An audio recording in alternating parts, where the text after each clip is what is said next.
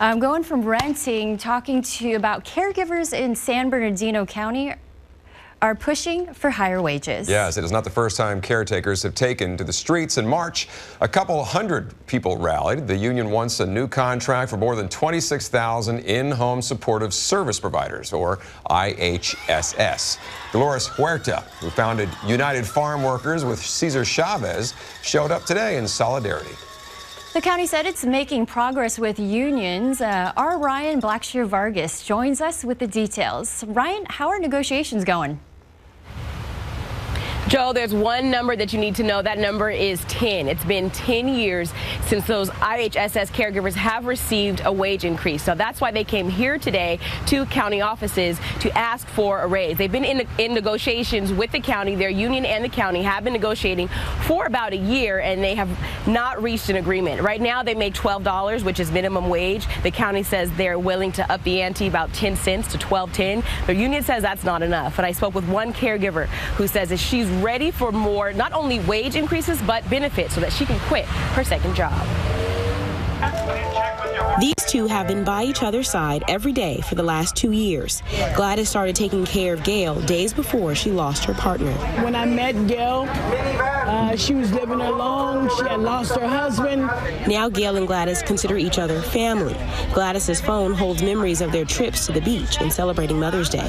She's been helping me ever since. And I'm so happy about that because, I didn't have anybody else out here. My family's in LA, and they're young, way younger than me. So I was glad to see her. Gladys makes $12 an hour to take care of Gail, which is minimum wage. It's not enough to make ends meet, so Gladys works a second job at the labor union office, which makes for a long day. I'm at her house about 6 a.m., 7 no later than 7.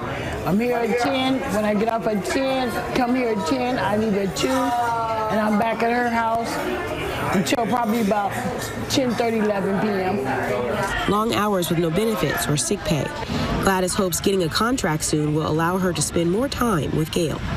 Very, very important to me that the wage increase, because I would like to continue to do what I'm doing, continue to help others, and it just seems impossible with the wage salary that we're waiting for now. She wants to make more money as they keep making memories. Caregivers like Gladys say they will continue to rally and push for negotiations so that they can get a living wage. So Ryan, I have to ask you, how has the union responded to the county? Right. So I actually did reach out to the county to say, what is the deal? What are you guys willing to put on the table for these caregivers? And let me give you guys a portion of what they had to say here. They said that the county have made a very reasonable $17 million wage offer to the union, which would make caregivers in San Bernardino County among the highest paid in the state. They would make more than caregivers in Riverside and Orange counties. Now, the county has also proposed a 50% increase in its contributions toward health coverage, which would make coverage more available and affordable to more caregivers. So the union says that only comes out to about $12.10. So that's a 10 cent increase, on top of the $12 that they already make. So the union says that's not enough.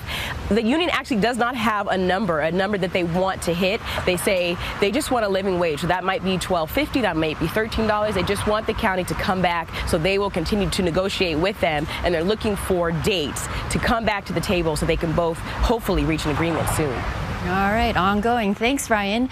Now, the union says it will keep negotiating with San Bernardino County.